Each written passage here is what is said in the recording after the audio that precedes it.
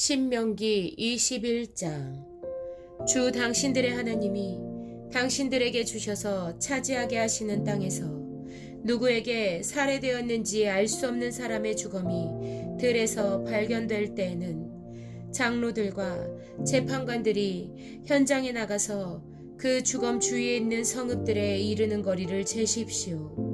그 주검에서 가장 가까운 성읍이 있을 터이니 그 성읍의 장로들은 아직 멍에를 메고 일한 적이 없는 암송아지 한 마리를 끌고 와서 물이 늘 흐르는 골짜기, 갈지도 심지도 않은 골짜기로 그 암송아지를 끌고 내려가 물가에서 암송아지의 목을 꺾어서 죽이십시오. 그때 레위자손 제사장들도 그곳으로 나와야 합니다.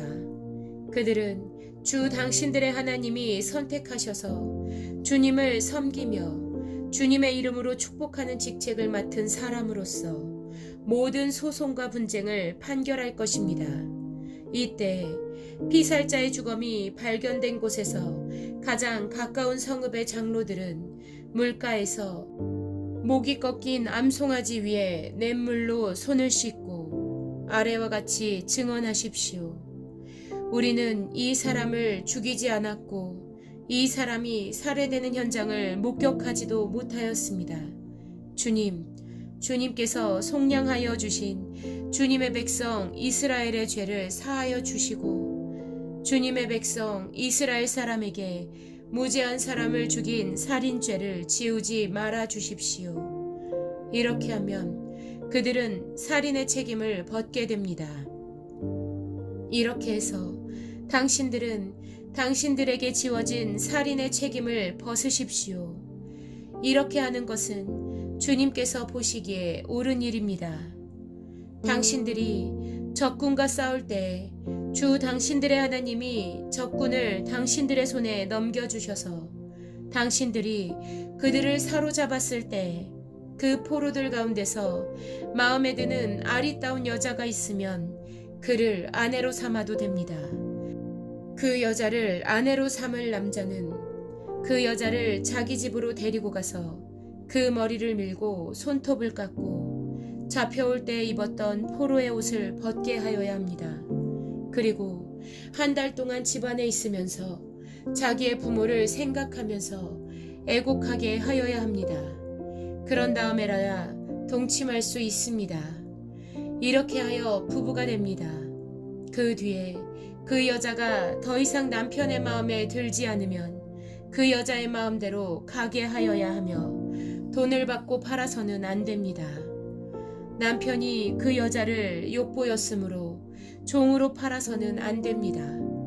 어떤 사람에게 두 아내가 있는데 한 사람은 사랑을 받고 다른 한 사람은 사랑을 받지 못하다가 사랑받는 아내와 사랑받지 못하는 아내가 다 같이 아들을 낳았는데 맏아들이 사랑받지 못하는 아내의 아들일 경우에 남편이 자기의 재산을 아들에게 물려주는 날에 사랑받지 못하는 아내에게서 난 맏아들을 제쳐놓고 사랑받는 아내의 아들에게 장자권을 줄 수는 없습니다.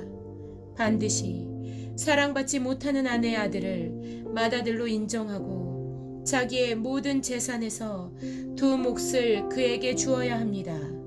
그 아들은 정력의 첫 열매이기 때문에 맏아들의 권리가 그에게 있는 것입니다.